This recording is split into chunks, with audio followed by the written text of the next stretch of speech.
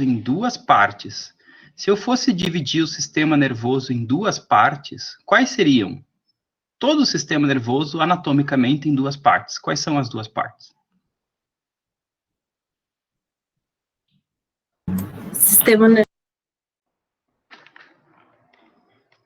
Pode falar? Sistema nervoso central e periférico? Pois bem, o sistema nervoso periférico, muito bem, é uma das quatro partes. Então, todo o resto do sistema nervoso central é dividido. Se eu souber, por exemplo, qual das quatro partes tratada, porque eu já vou saber onde procurar os problemas. Então, já definimos que o sistema nervoso periférico é uma das partes. Como é que a gente vai dividir o sistema nervoso central em três partes? Vamos adiante? Mais o slide. Aqui.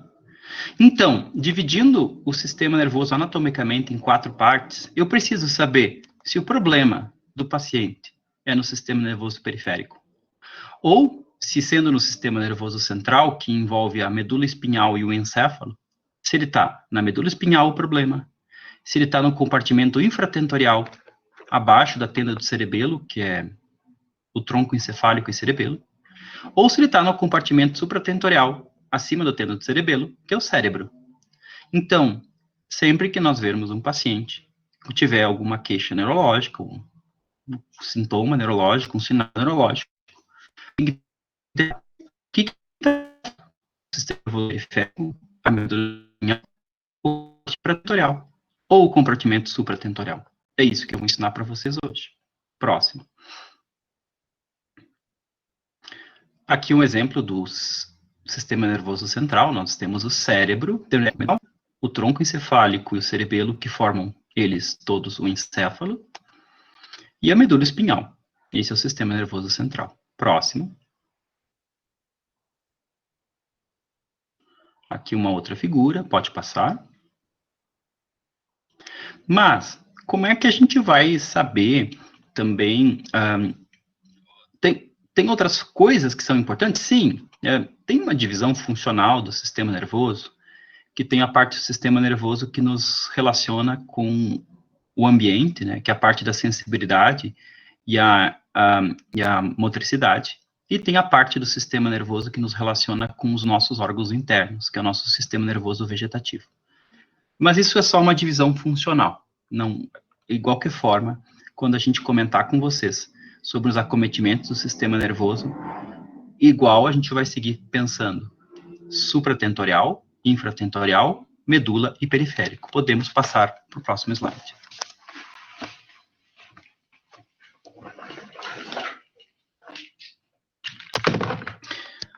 Aqui só mais um exemplo do que falávamos antes e podemos passar para o slide seguinte.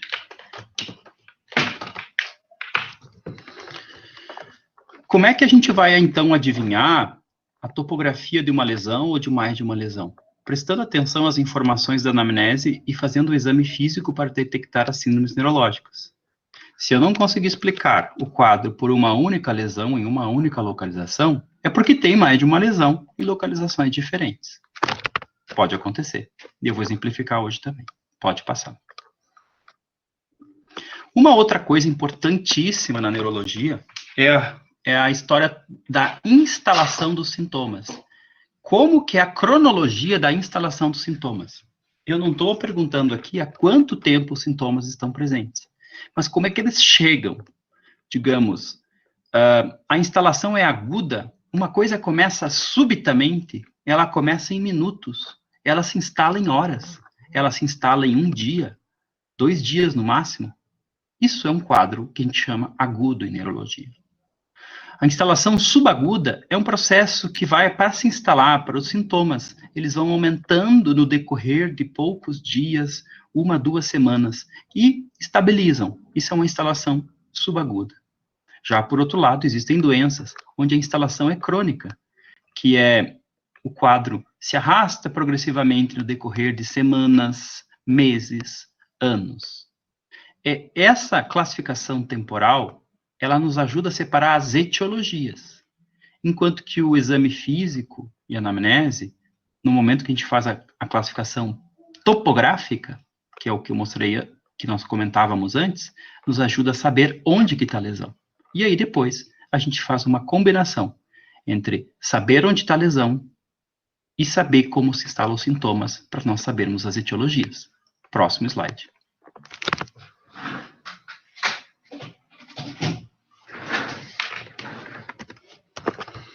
Por exemplo, que tipos de etiologias são agudas? Trauma é uma etiologia aguda. Eventos vasculares, por exemplo, um AVC é agudo, seja isquêmico ou hemorrágico. Uma crise convulsiva é aguda. Uma crise de enxaqueca, migrânia, é aguda. Ela leva a pessoa agudamente a procurar auxílio médico.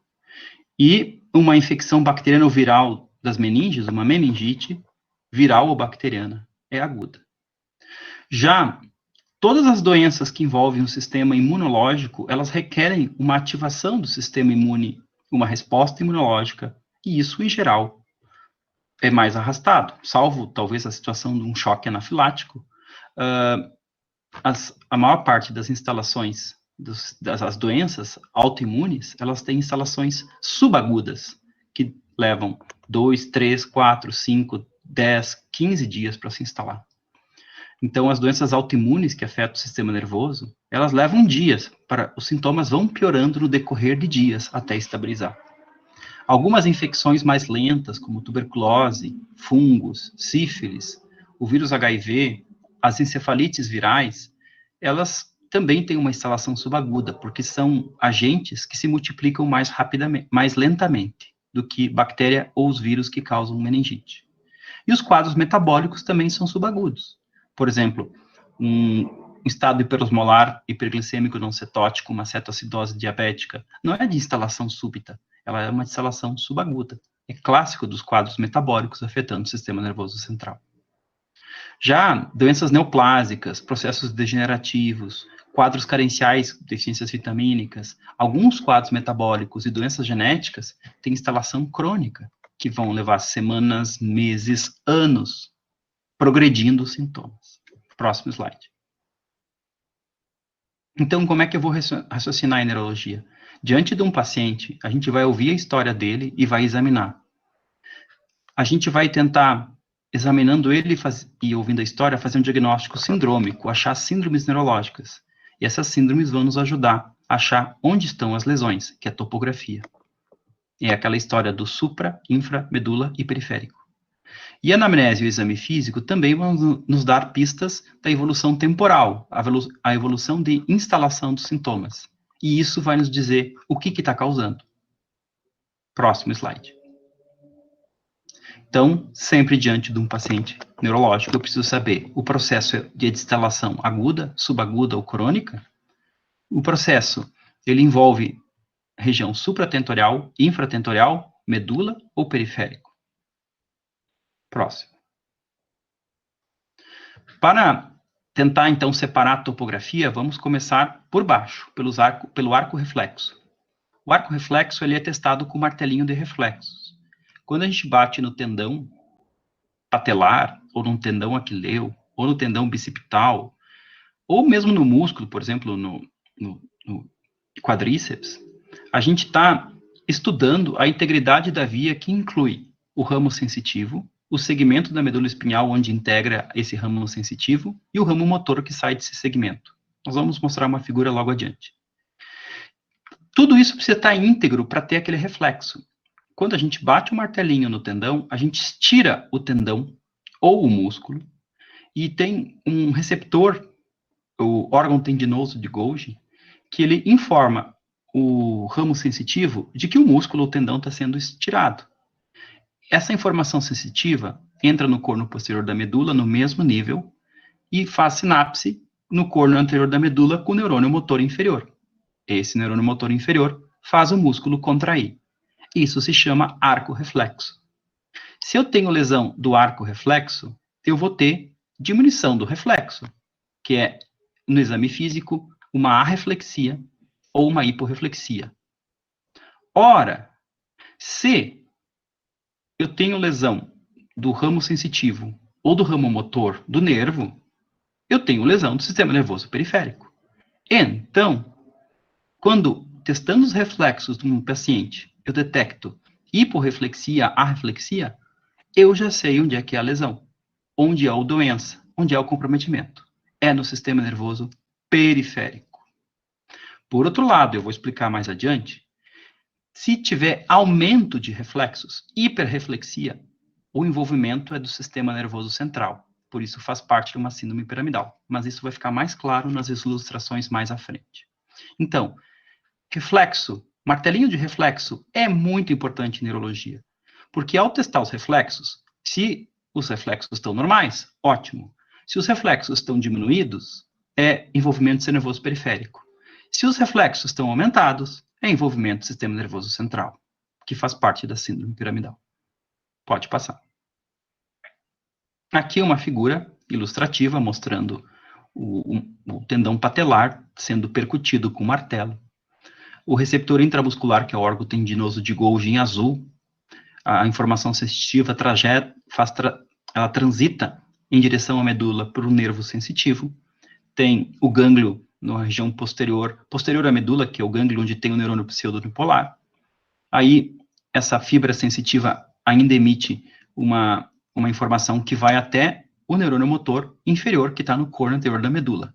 Esse neurônio motor inferior, em recebendo a informação, isso tudo dentro de um segmento da medula, ele faz a contração do músculo em resposta ao estiramento do tendão ou do músculo pelo martelo.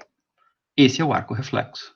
Notem que uma lesão em qualquer dessas partes vai produzir hiporreflexia, seja na fibra sensitiva, seja na fibra motora, seja em ambas. Até mesmo na medula. Só que, quando tem lesão da medula, predomina outros sinais que são os sinais relacionados ao sistema nervoso central, que nós vamos ver adiante. Na prática, então, quando eu tenho hiporreflexia ou arreflexia, eu sei que a lesão é na fibra sensitiva ou na fibra motora. Ou seja, essas fibras são os nervos. Esses nervos são os constituintes do sistema nervoso periférico. Pode passar. Então, caso 1. Paciente de 55 anos, diabético há poucos anos, sem outras anormalidades, não usuário de álcool, veio consultar por queixa de sensação de queimação nas plantas dos pés. Desagradável, são disestesias, há 4 meses. Isso a gente chama de dor neuropática, dor em queimação, ardência ou choque. O exame neurológico mostrou apenas arreflexia aquileia bilateral. Supra-inframedula ou periférico? Agudo, subagudo ou crônico? Vamos responder a primeira parte? Supra-inframedula ou periférico com esse sumário? Podem falar, podem escrever.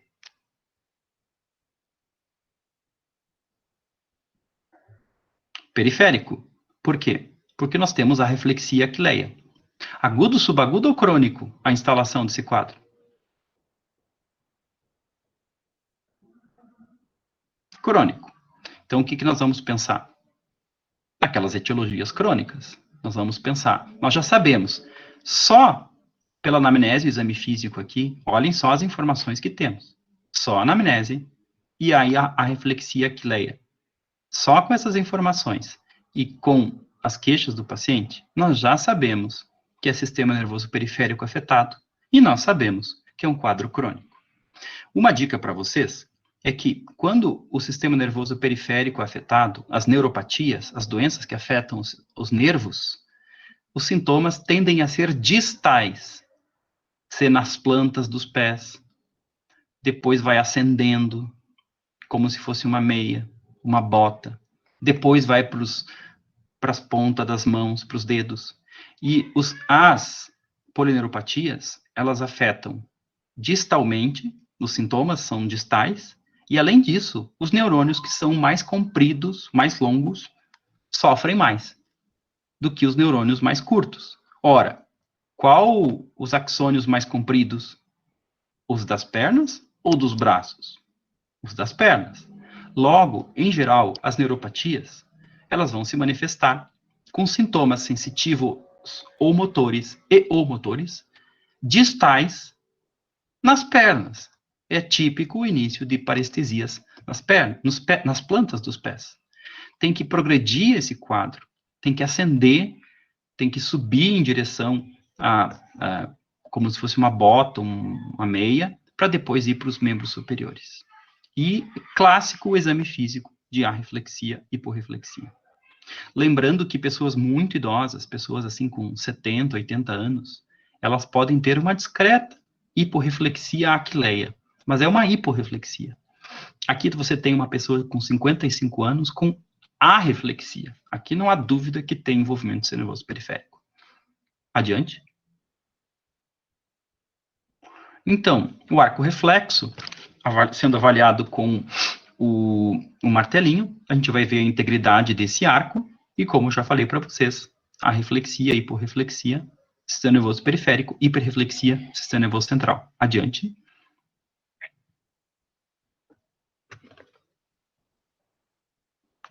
Podemos progredir? Acho que nós estamos indo para trás. Tá. Aqui. Então, esse paciente, o primeiro caso, pensando em polineuropatia diabética, porque o paciente era diabético, e diabetes é a maior causa de neuropatia periférica que existe, a mais frequente, o médico pediu um exame de eletroneuromiografia dos 4 membros, que é um exame para avaliar os nervos. O exame veio normal. Então, o médico diz para o paciente que ele não tem nada, que aquelas parestesias nas plantas não são nada. Tá certo? O que vocês acham? Ele tá maluco? A eletroneuromiografia é um exame definitivo? Vamos passar? Não tá certo. Vamos explicar por quê. É mais importante a anamnese e o exame físico do que o exame complementar. No início das polineuropatias, especialmente a diabética, apenas as fibras finas amielínicas são acometidas. As fibras finas amielínicas são as que transmitem a sensibilidade dolorosa e térmica. É típico das polineuropatias os sintomas sensitivos motores distais nos membros. Já comentamos isso. Só que dor e temperatura são veiculados por fibras amielínicas, enquanto que a eletroneuromiografia só avalia fibras mielínicas, ou seja, não detecta uma polineuropatia iniciando, que começa com as fibras finas. Ou seja, mais vale eu ouvir um paciente e examinar ele do que fazer uma eletroneuromiografia para fazer um diagnóstico de polineuropatia. Porque uma polineuropatia inicial, o paciente vai estar com queixas sensitivas, distais, nos pés, nas plantas, tipicamente, uma dor neuropática em parestesias, disestesias, pode ter já hiporreflexia e arreflexia, não tem comprometimento motor ainda, porque as fibras motoras são acometidas posteriormente, porque elas são mielínicas, e a eletromiografia vem normal. Então, em quadros muito brandos de polineuropatia clínica, nem vale a pena pedir o exame. Além disso, olha só, as polineuropatias também afetam as fibras autonômicas, aquelas que fazem parte do nosso sistema nervoso vegetativo, que nos relaciona com os próprios órgãos, e podem causar, por exemplo, constipação e má digestão, que é a gastroparesia diabética. Podem causar também disfunção erétil, perda do controle, principalmente da disfunção erétil. Então, assim, a hipotensão postural, o envolvimento das fibras autonômicas, que também são finas, que fazem parte do sistema nervoso vegetativo, também são nervos. Nós temos nervos autonômicos. E esses nervos também são afetados nas neuropatias. Daí os sintomas de hipotensão postural, disfunção erétil, constipação, má digestão dos diabéticos. Porque toda aquelas fibras autonômicas estão funcionando mal por causa de uma neuropatia de fibras finas. Próximo. A polineuropatia é uma coisa comum na população, afeta 2 a 4% da população, diabetes mellitus é a causa mais comum. Outras causas de polineuropatia que podem afetar os nervos são o alcoolismo, deficiência de vitamina B12, polineuropatias autoimunes, quimioterápicos, especialmente a vincristina e as platinas, são as quimioterapias, né, para oncologia, mieloma múltiplo, HIV e hepatite C. E existem algumas doenças genéticas que podem causar polineuropatia, a principal é a doença de Charcot-Marie-Tooth, que faz uma deformidade típica nos pés.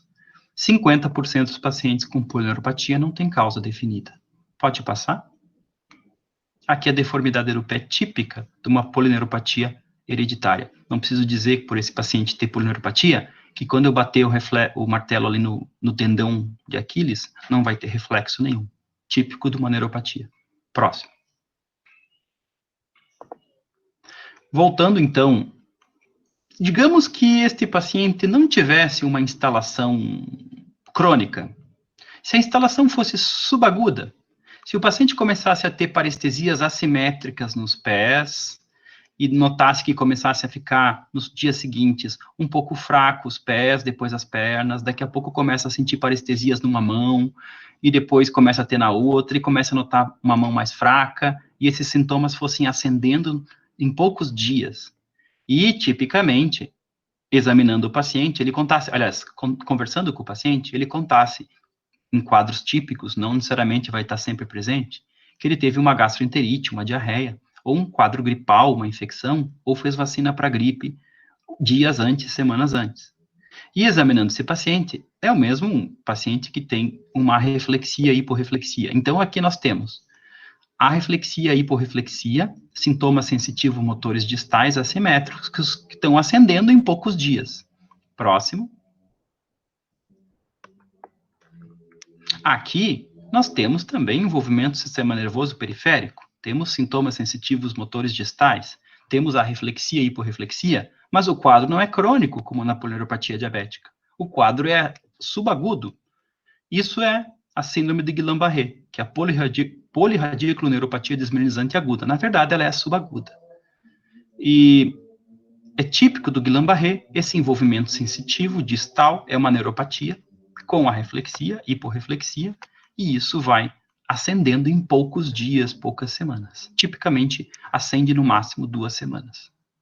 Depois do Guillain-Barré, nós temos envenenamento por organofosforado, que é um tipo de agrotóxico que a gente tem muito na nossa região, no nosso país, e raramente uma doença genética, porfiria intermitente aguda. Essas são as principais causas de neuropatias subagudas.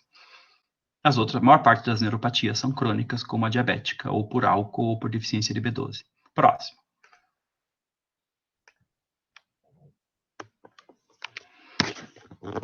Podemos passar.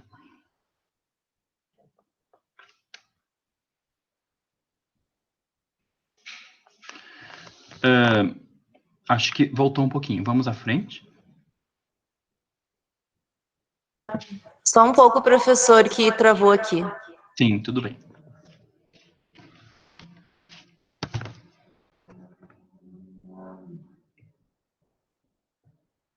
Aqui. Temos outras condições que envolvem o sistema nervoso periférico, as miopatias, as doenças da junção neuromuscular e as doenças do neuromotor. Eu vou falar primeiro, principalmente das duas primeiras, que são mais fáceis de entender. As doenças do neuromotor, a gente não vai comentar nesse momento, porque pode envolver tanto o sistema nervoso periférico quanto central. Pode passar. As miopatias são doenças dos músculos. Ora, onde nós temos mais músculos? Na região proximal ou distal dos membros? Nós temos mais músculos no pé ou na coxa? Nós temos mais músculo na mão ou nos ombros, no braço? É, nas regiões proximais. Então, as miopatias, os sintomas são proximais.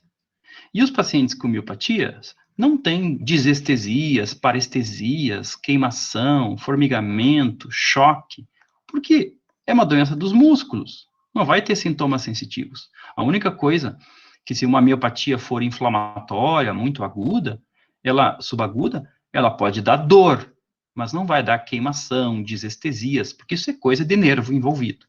Então, como é que a gente sabe que a gente está diante de um paciente com miopatia? Porque ele tem fraqueza proximal. Ele consegue caminhar na ponta do pé. Ele consegue mexer o pé para cima. Ele consegue caminhar, mas pede para ele subir uma escada. O paciente consegue mexer as mãos muito bem. Agora, pede para levantar o braço acima da cabeça. Pede para pentear o cabelo ou escovar o cabelo. Não consegue porque tem déficit de força proximal. E se isso for um quadro muito rápido, muito subagudo, se for uma doença inflamatória, uma rabdomiólise, por exemplo, a pessoa faz uma atividade física exagerada num dia quente, sem se hidratar, e faz uma rabdomiólise. Qualquer pessoa pode ter isso. Ou a pessoa pega uma infecção, ou ou tem um processo inflamatório que afeta os músculos, um envenenamento por um escorpião, cobra, pode dar dano nos músculos. Isso faz uma rabdomiólise, e a pessoa tem uma rápida fraqueza muscular proximal. Rápida, não digo no sentido de ser subaguda. Importante que as doenças musculares, em geral, as inflamatórias, por fármacos, por venenos, por rabdomiólise, elas elevam um exame de sangue, que é a CPK, a creatinofosfoquinase. Então, é muito útil, em um paciente que tem fraqueza muscular proximal, pedir a CPK, porque ela denota a destruição do músculo. É raro, por exemplo, uma miopatia que não tem CPK alta. Geralmente, a miopatia é pelo uso crônico de corticosteroide. Ela não costuma aumentar a CPK. E o importante é que as miopatias, em geral, por não envolver o arco reflexo, elas não dão diminuição de reflexos. Elas não dão hiporreflexia à reflexia. A maior parte das miopatias não faz isso. Só uma miopatia muito grave, que a pessoa está quadriplégica, praticamente, não vai ter arco reflexo porque não tem força nem para contrair o músculo. Aí o músculo está tão fraco que nem consegue fazer a contratura para o reflexo. Mas isso tem que ser um quadro muito grave de miopatia, uma rabdomiólise extensa. Então, quadros muito graves de miopatia comprometem reflexo. Mas a maior parte das miopatias, a fraqueza é proximal, não tem sintomas sensitivos que não seja dor. A dor é palpação do músculo, você aperta o músculo, dói muito, muito mais do que o normal. E o paciente não tem sintomas sensitivos. E, em geral, os reflexos estão preservados, salvo em situações muito graves. Próximo. E para terminar a parte periférica, na miastenia gravis, que é uma doença da junção neuromuscular, o quadro é crônico ou subagudo, oscilante no decorrer do dia, porque depende do paciente poder descansar ou não. E o típico dos pacientes com miastenia gravis é ter envolvimento ocular com diplopia e ptose, dependendo de quantos anticorpos estão bloqueando a musculatura ocular da pálpebra, da musculatura da movimentação extrínseca do olho. Mesmo os pacientes com miastenia gravis generalizada, que tem fraqueza muscular mais generalizada, eles têm envolvimento ocular. Todos os pacientes, praticamente, com miastenia gravis têm envolvimento ocular, ou seja, tem diplopia ou ptose assimétrica, que oscila no decorrer do dia. Pode acordar melhor de manhã, no final da manhã está mais cansado, descansa um pouco, no início da tarde está melhor, no final da tarde piora.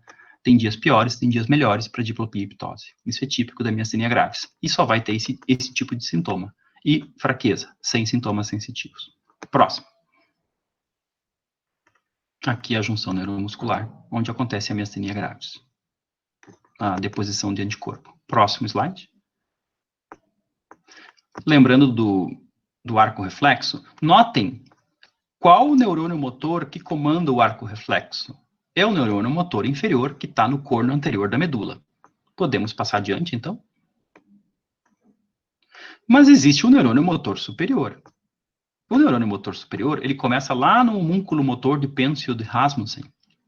Ele desce afunilando as fibras, os axônios que saem dos corpos neuronais que estão no córtex do homúnculo motor, no giro pré-central.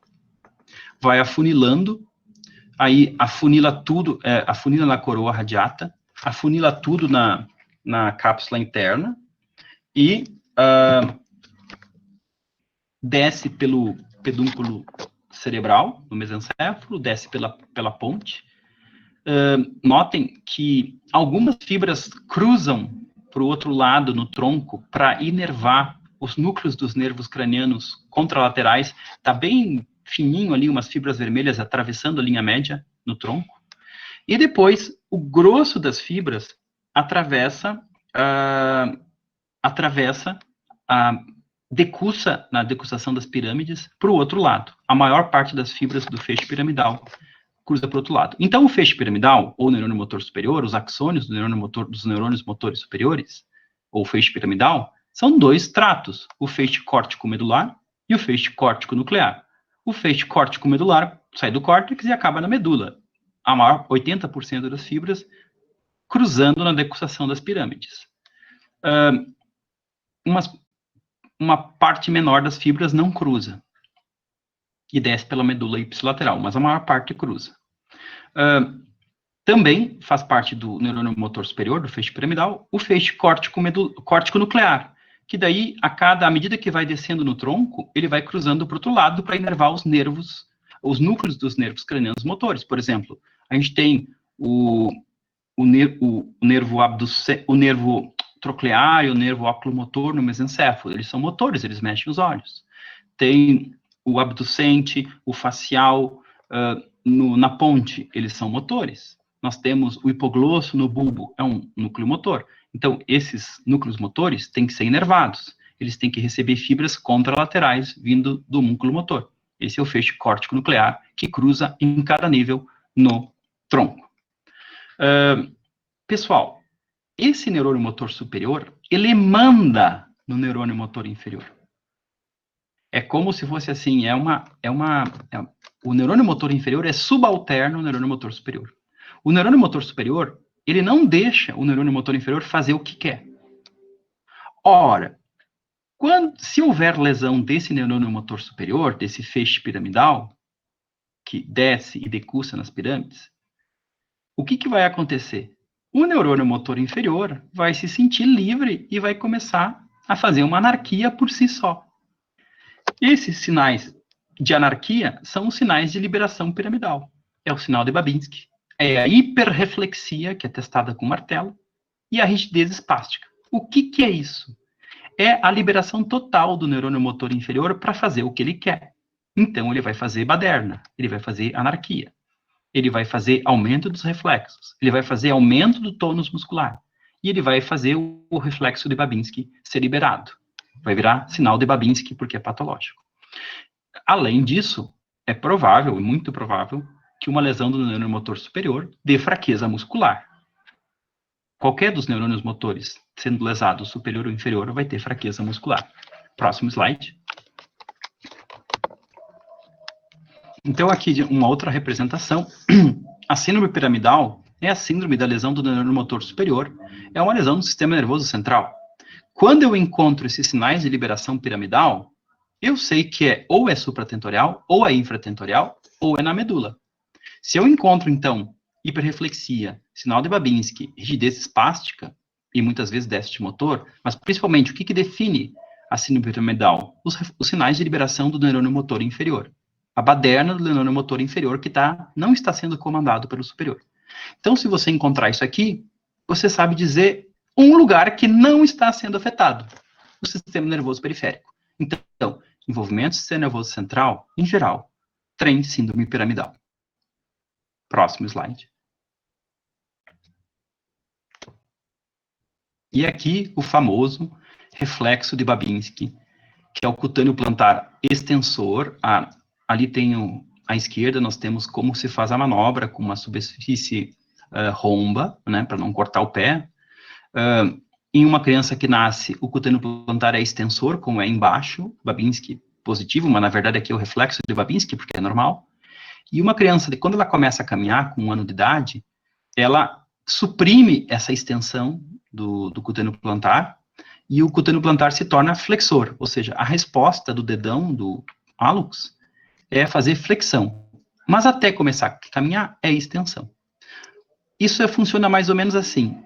Digamos que o neurônio motor superior, ele não gosta que o neurônio motor inferior faça a extensão do hálux. E ele diz assim, é feio fazer isso. Você já é um menino, uma menina que está caminhando, não pode mais fazer extensão.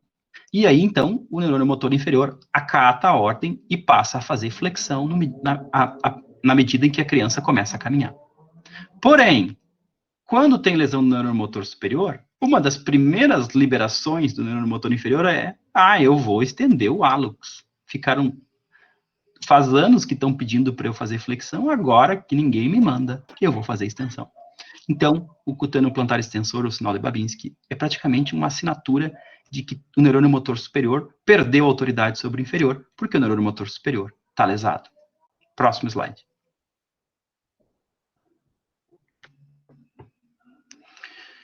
O que é a medula espinhal? A medula espinhal é um monte de feixes sensitivos subindo, tem os feixes motores descendo, que é o feixe piramidal, neurônio motor superior, feixe córtico espinhal, tudo a mesma coisa. Tem áreas medulares autonômicas importantes para a função vesical e genital. E dependendo da gravidade da lesão, pode ter uma alteração sensitiva abaixo do nível da lesão. Aliás, se tem uma lesão medular grave, afetando, digamos, toda uma secção da medula, abaixo do nível da lesão a pessoa não vai sentir. Mas, às vezes, tem doenças medulares que são mais sorrateiras, não são tão graves, não são tão agudas, não é um trauma. E aí, então, uma coisa que é uma pista é aquilo que está falado ali. Existem áreas medulares autonômicas importantes para a regulação da função vesical e genital. Então, é incomum uma doença da medula espinhal não afetar o controle esfincteriano. Isso é quase que um marcador de lesão de medula. Então, o resumo da medula. Você tem uma síndrome piramidal, porque tem o feixe córtico nuclear descendo, então vai ter Babinski, hiperreflexia, espasticidade, pode ter, né? Não quer dizer que necessariamente vai ter tudo. Pode ser só um Babinski, pode ser só uma hiperreflexia. Você tem uma alteração da sensibilidade, porque a sensibilidade está subindo e ela é lesada em algum momento na medula, mas isso depende da gravidade da lesão. Se for uma lesão muito grave na medula, vai ter um nível sensitivo, ou seja, abaixo daquele nível a pessoa não sente direito. E uma coisa muito importante é que tem um distúrbio esfincteriano no envolvimento da medula. Próximo slide. Aqui é a medula, então um corte axial, mais um slide. Aqui as fibras sensitivo-motoras saindo do corno anterior, a motora e a sensitiva entrando no corno posterior. Notem que aqui nós temos na vertical os gânglios do simpático, então tem as estruturas do sistema nervoso vegetativo junto. Pode ir, próximo slide. E aqui, à esquerda, nós temos as raízes saindo em cada espaço, e notando aqui à direita os dermátomos. Notem que esses dermátomos nos ajudam a localizar o nível da lesão. Não existe nada mais preciso para localizar o nível de uma lesão medular do que o nível sensitivo. Se a pessoa tiver uma alteração sensitiva, dizendo assim, abaixo de tal lugar eu não sinto, você começa a testar de baixo para cima, das áreas que a pessoa não sente, de cada lado, né, do corpo, não na linha média, de cada lado, e aí você vai conseguir determinar se a pessoa tiver um nível sensitivo que ela não sente abaixo de um nível. Por exemplo, num trauma raquimedular, você consegue saber onde é que é o nível da compressão de medula, da contusão medular, testando a sensibilidade de baixo para cima. É só pensar nos dermátomos, tá? Por exemplo, o dedo mais longo é C7, dermátomo de C7. No mamilo é T4. No rebordo costal, T8. Na cicatriz umbilical, T10. Na região inguinal, T12 e L1. Na região pudenda, no períneo, é os segmentos sacrais, os genitais, segmentos sacrais. Próximo slide. Aqui um caso 2, que é um caso mais complexo, trouxe de propósito para a gente já começar a trabalhar um pouquinho isso. Um paciente de 48 anos, agricultor, não usuário de álcool, ele sofreu intoxicação por organofosforado há 2 anos e ficou com polineuropatia dolorosa, dor neuropática em ardência e queimação distal. Então, aqui a gente já sabe que ele tem um comprometimento do sistema nervoso periférico.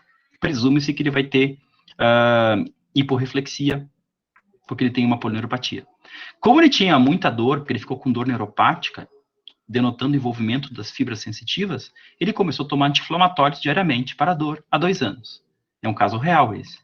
E vem consultar por queixa de desequilíbrio progressivo há 1 ano. Então ele teve a intoxicação por organofosforado há 2 anos, ficou com muita dor neuropática e ele resolveu tomar anti-inflamatório. E há 1 ano ele está com desequilíbrio. Inquirido se piorava no escuro, ele informou que sim, esse desequilíbrio piora quando ele está de olho fechado ou ele está no escuro. Também se inquiriu se ele tinha distúrbio urinário, e ele disse que sim, ele começou a ter urgência com incontinência. Ele também se queixa de uma leve epigastralgia. E o que o exame neurológico mostrou? Hiporreflexia difusa bilateral. Sabemos, né? Ele tem uma polineuropatia, envolvimento do sistema nervoso periférico, vai ter hiporreflexia. Só que ele tinha também um sinal de Babinski bilateral. Opa, o que é o sinal de Babinski? Envolvimento do sistema nervoso periférico? Não, né? Tinha um déficit de propriocepção dos membros inferiores e em menor grau dos superiores. Ele não conseguia sentir a posição do hálux e do polegar na manobra de a gente levantar e baixar o hálux e o polegar com o paciente com o olho fechado. E ele tinha o sinal de Romberg, sem queda preferencial. Depois que botava ele de pé, ele se equilibrava até, quando pedia para fechar o olho, ele caía para os lados. A gente tem que ficar do lado do paciente, significando que ele não tem muita sensibilidade proprioceptiva. Próximo slide. Então, Atualmente, ele tem um quadro agudo, subagudo ou crônico? Além da neuropatia, ou seja, ele tem envolvimento periférico, a gente sabe, ele tem envolvimento supra, infra ou de medula? E aí? Vamos começar. Supra, infra ou de medula? Lembrando que ele tem sintomas sensitivos nos 4 membros, ele tem sinal de Babinski bilateral, e ele tem distúrbio esfincteriano, urgência com incontinência. Onde deve ser o problema? Supra, infra ou medula?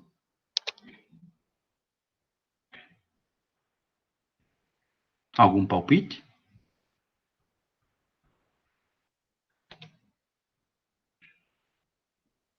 Não é prova, pessoal, só palpitar. Medula, ok? E o quadro é de instalação aguda, subaguda ou crônica?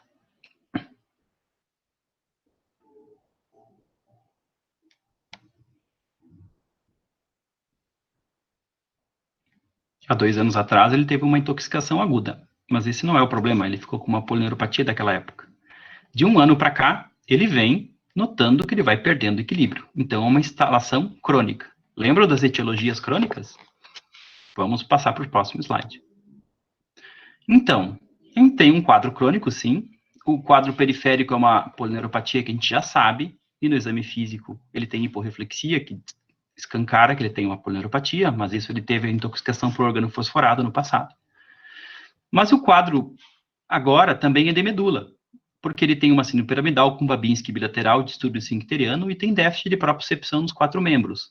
A propriocepção, ela sobe para o cérebro via funículo posterior da medula, os fascículos grácil e cuneiforme. Por isso que ele tem sinal de Romberg. Fecha o olho, ele perde o equilíbrio, porque ele não está tendo propriocepção adequada. Uma neuropatia também pode dar isso. Acontece que ele não tinha isso há 2 anos atrás. Ele ficou com esse desequilíbrio, esse déficit de propriocepção do tempo para cá. Próximo slide. Aí vamos investigar a medula, né? Já que é a medula o problema. Fez uma ressonância de coluna cérvico-torácica normal. Atenção! Vocês querem ver medula? Não peçam ressonância da coluna lombar. A medula acaba atrás da L1.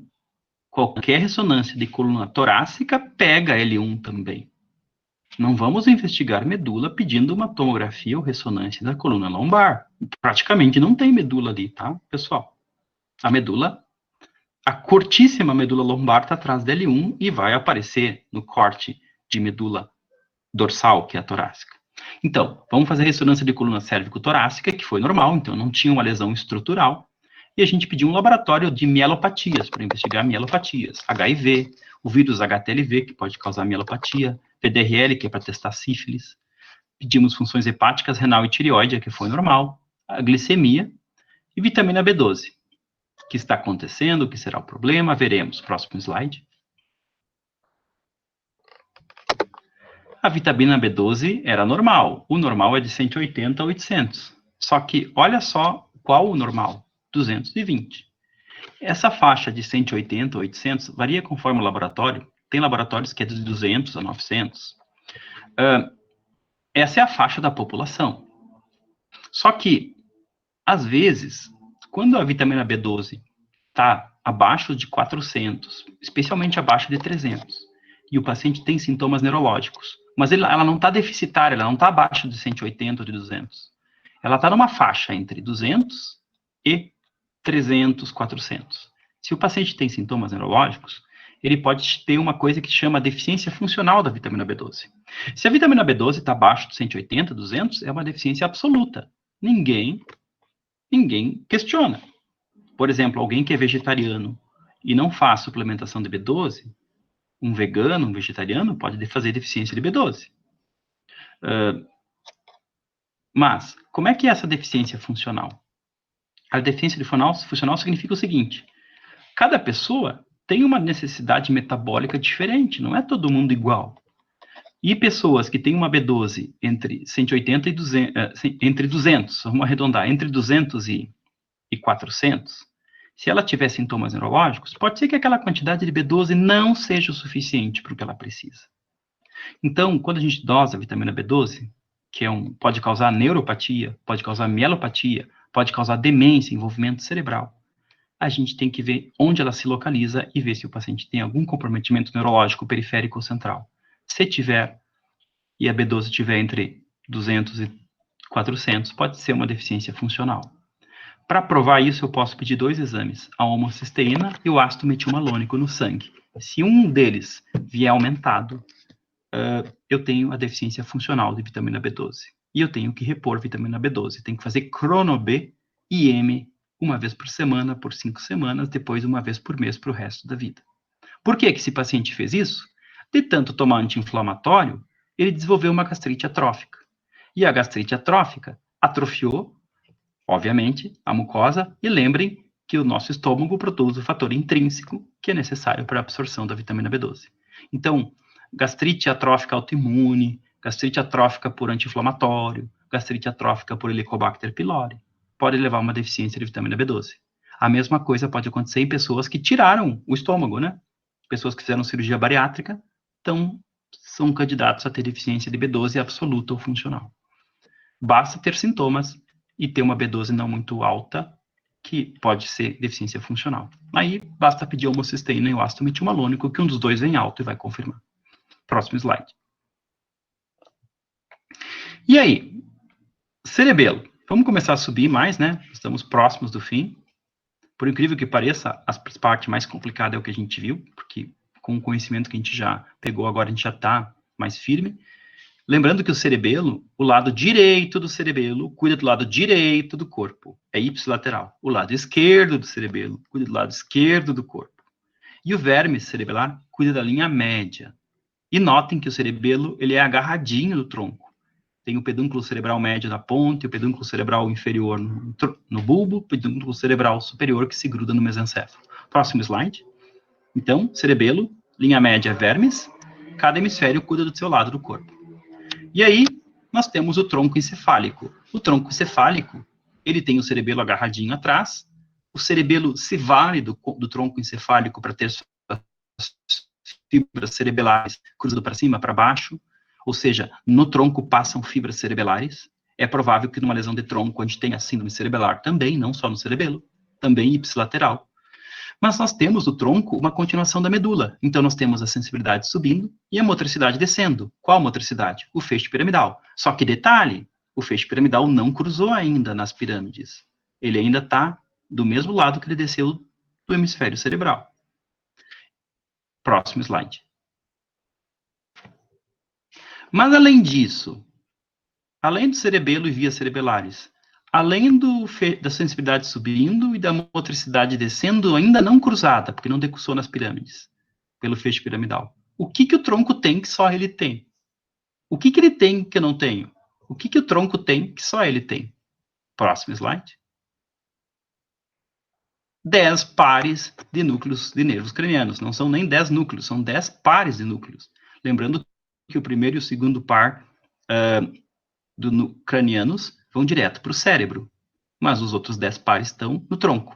O tronco, pessoal, é uma estrutura muito pequena. Então, se eu tiver uma lesão do compartimento infratentorial, que tem cerebelo e tronco, o que vai acontecer? Eu posso ter uma síndrome cerebelar, eu posso ter uma síndrome sensitiva e motora, mas é muito difícil que uma lesão infratentorial não tenha duas coisas que são marcadoras de lesão infratentorial: síndrome cerebelar e disfunção do nervo craniano. Ora, é muito difícil uma lesão no tronco não ter nenhum nervo craniano afetado. É uma coisinha de nada ter 10 pares de núcleos de nervos cranianos.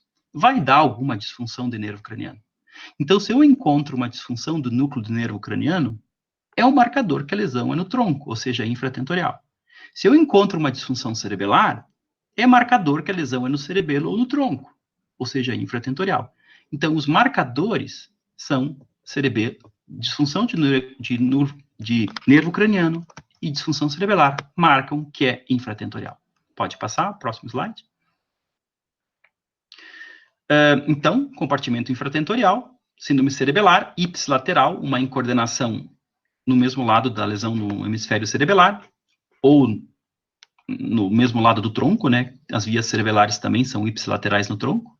Ou se for uma lesão da linha média, do verme cerebelar, a pessoa não consegue nem ficar de pé. ela tem um desequilíbrio de marcha. A incoordenação, que a gente testa com a prova do índex nariz, né, encosta ponta do dedo na ponta do nariz, ponta do calcanhar no joelho e desce reto pela canela. Essas manobras são para avaliar a coordenação. Se tiver uma incoordenação de um lado do corpo, é lesão do cerebelo ou do tronco do mesmo lado do corpo. Se a pessoa não consegue nem ficar de pé ou caminhar, tal desequilíbrio, é uma lesão do verme cerebelar. Ou, às vezes, a lesão de todo o cerebelo. Disfunção de nervo craniano vai ser ipsilateral a lesão. Se a lesão do tronco for de um lado, vai ter lesão de nervo craniano daquele lado. Só que, olha o detalhe, a síndrome piramidal, no membro superior e inferior, é contralateral. Por quê? Porque o feixe piramidal está descendo no tronco, do lado direito, digamos, mas ele vai cruzar, a maior parte das fibras, vai cruzar na decussação das pirâmides, e vai descer na medula para o lado esquerdo. Então, numa lesão de tronco, é provável que a gente tenha uma síndrome cerebelar e uma disfunção de nervo craniano de um lado, e um déficit motor, ou síndrome piramidal, hiperreflexia, Babinski, espasticidade, no outro lado, na perna e braço. Né? Entenderam? Isso se chama síndrome alterna. E os sinais sensitivos, eles também tendem a ser contralaterais, e não envolvem face. Importante, quando tem uma síndrome piramidal, por lesão no tronco, não envolve face, a fraqueza piramidal daquele lado, só se for a fraqueza do nervo facial, que é do próprio núcleo do nervo facial. O sintoma sensitivo também não envolve face, em geral. Próximo slide. Então, vamos ver um exemplo de uma lesão infratentorial na ponte. Isso, para vocês terem uma ideia, caiu na prova Dunn-Higgs agora em novembro deste ano. Pode mostrar a foto, não tem problema. Caiu na prova Dunn-Higgs agora de novembro essa questão. Um paciente está com uma paralisia facial periférica esquerda. Paralisou todo um lado do rosto. Daí, como está um lado do rosto à esquerda paralisado, a boca desviou para a direita. E o paciente também estava com uma hemiparesia direita incompleta. Afetava só o membro superior e o inferior direito. Então, a questão da Higgs era assim, paciente com fraqueza súbita no braço e na perna direitos e desvio da boca para a direita. Onde é a lesão? Ora, se a boca desviou para a direita, não, pode ficar naquele slide. Se a boca desviou para a direita, é o lado esquerdo da face que está fraco. Se o lado esquerdo da face está fraco, é uma fraqueza do nervo facial. Todo o lado esquerdo está paralisado. E o braço e a perna direitos estão fracos. Isso se chama síndrome alterna. É um dos tipos de síndrome alterna. Como é que é, então, essa síndrome alterna? Um nervo craniano de um lado, um déficit sensitivo motor em braço e perna contralaterais. Síndrome alterna é marcador de lesão de tronco. E a resposta era essa, lesão de ponte. E isso foi uma questão agora do mês passado, na prova da Higgs. Uma das duas únicas questões de neuro que teve era essa. Então, a síndrome alterna, nervo craniano de um lado, paresia e sintomas sensitivos do membro superior e inferior contralaterais, e pode ter síndrome cerebelar ou não. Próximo slide. E, para terminar, o que é o compartimento supratentorial? O que tem no compartimento supratentorial? O cérebro. E o cérebro é responsável pelo quê? Cognição, comportamento, linguagem, movimentos automáticos. Se houver uma lesão cerebral, a pessoa vai ter sintomas sensitivos motores contralaterais, envolvendo face, inclusive. Todo o lado direito do corpo, em geral, pode ser afetado por uma lesão cerebral contralateral. Se tiver sintomas, se a lesão for nos núcleos da base, os núcleos da base estão envolvidos com sintomas, com os movimentos automáticos. Núcleo subtalâmico, caudado, está envolvido com movimentos automáticos. Então, uma lesão nos núcleos da base, na profundidade cerebral, vai dar sintomas de movimentos involuntários no lado contralateral do corpo. E se o córtex estiver envolvido, ou seja, a superfície cerebral, o córtex estiver envolvido, o paciente vai ter crises convulsivas, que é o marcador do envolvimento do córtex, e comprometimento cognitivo comportamental, ou até de linguagem. Lembrando que 95% das pessoas destras escrevem à direita, tem a área da linguagem de Wernicke e Broca no hemisfério esquerdo. Os canhotos é 50-50. 50% à direita, 50% à esquerda. Então, como os destros são mais comuns na população, a maior parte das pessoas tem o hemisfério cerebral esquerdo dominante, ou seja, com a linguagem. É mais provável que uma lesão, então, no hemisfério cerebral esquerdo, nos destros, dê hemiparesia direita com afasia, incapacidade de falar ou de compreender a linguagem, ou de escrever, ou de entender a linguagem escrita. Isso se chama afasia. De Wernicke ou Broca, não importa aqui qual. Comprometimento de linguagem é marcador do hemisfério cerebral esquerdo na maior parte das pessoas, salvo em alguns canhotos. Próximo slide. Aqui, então, os hemisférios cerebrais. Próximo slide. Lembrando que tem a ínsula escondida. A ínsula é importante também para a experiência sensitiva, para dar significação. Próximo slide. Aqui o homúnculo motor e sensitivo. Né? Dependendo do lugar onde tiver a lesão, pode ser um comprometimento ou outro. Próximo slide.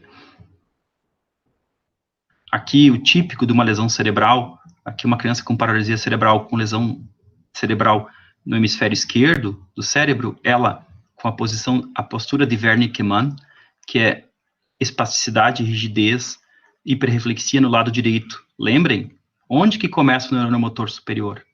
O neurônio motor superior, ele começa no córtex. Aqui numa lesão cerebral, tu tem lesão no neurônio motor superior.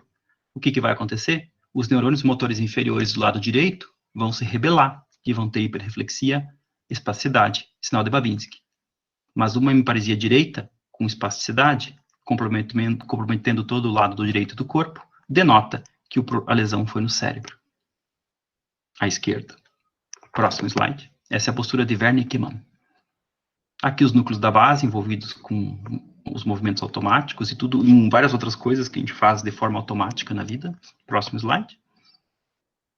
E aqui, em corte coronal, o hipocampo, dos dois lados dá para ver o hipocampo, que é muito importante para o nosso aparato de memória recente. Lesões corticais envolvem também comportamento, cognição, memória, linguagem, crises convulsivas, são todas manifestações de envolvimento de supratentorial. Próximo slide. E uma coisa importante para acabar, esse é o penúltimo slide, que no compartimento infratentorial e no supratentorial, nós temos o sistema reticular ativador ascendente, que é o que nos mantém a vigília e a responsividade. Esse sistema reticular ascendente funciona conosco acordado e funciona conosco dormindo também, de modo que a gente possa responder a algum estímulo estando dormindo. Esse sistema reticular ascendente, então, é responsável pela nossa responsividade. Próximo slide. E final, né, último slide. Se uma pessoa tiver uma diminuição do nível de consciência, a lesão só pode ser supra ou infratentorial, porque ela envolve os funcionamentos do sistema reticular ascendente, do tronco encefálico e dos hemisférios cerebrais. Então, o que pode causar uma diminuição do nível de consciência? Um caso de torpor, estupor, coma, uma diminuição na escala de Glasgow. Uma disfunção do sistema reticular ascendente do tronco encefálico, então uma lesão no tronco, ou uma disfunção de ambos os hemisférios cerebrais, devido a uma lesão estrutural, ou um quadro metabólico infeccioso ou farmacológico, tipo um envenenamento, um fármaco, um anestésico, uma meningoencefalite, um coma hiperosmolar por diabetes, vai diminuir o nível de consciência, porque o sistema reticular ascendente do tronco, e que vai também para os hemisférios cerebrais, está sofrendo. Então, diminuição do nível de consciência é um sinal de envolvimento supra- e ou infratentorial. Espero que essas explicações até esse momento tenham ajudado a entender um pouco da correlação entre anatomia e fisiologia e os achados neurológicos dos pacientes. Se a gente pensar simples assim, a gente vai sempre conseguir procurar onde o paciente tem a doença. Lembrando que se tiver uma situação que a gente não consegue explicar tudo por uma única localização, é porque provavelmente tem mais de uma localização afetada. Tal qual naquele paciente lá que tinha uma polineuropatia sequelar por organofosforado, que foi de instalação aguda por uma exposição, que tomou tanto anti-inflamatório que teve deficiência de B12, e essa deficiência de B12 causou uma mielopatia por deficiência de B12, inclusive por uma deficiência funcional apenas, e que estava dando lesão de medula. Certo? Estou disponível a perguntas. Esse foi o último slide. Podem falar tanto no chat quanto a... Essas próximos slides não são necessários, porque são casos que não era para o uso do raciocínio. Desculpa se passei do tempo, mas acho que deu para fazer uma boa abordagem.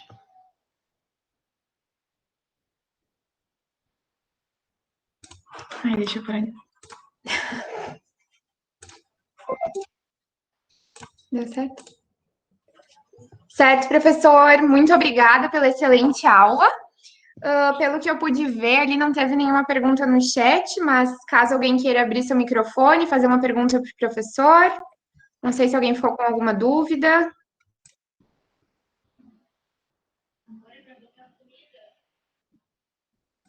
Bom, acho que a gente não tem nenhuma dúvida, então, mas mais uma vez eu gostaria de agradecer, professor, em nome da Liga Acadêmica de Clínica Médica, por ter aceito o nosso convite e participar da nossa jornada de fisiologia médica.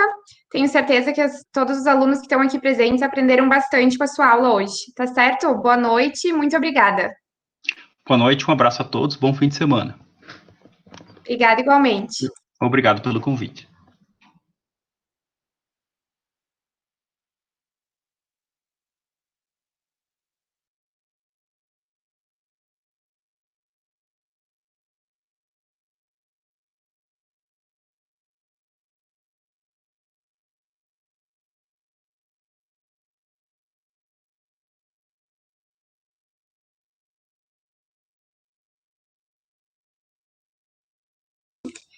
Em seguida, agora, a gente vai ter aula do professor e doutor Ronei Marquesan, que vai ser sobre fisiopatologia da insuficiência cardíaca.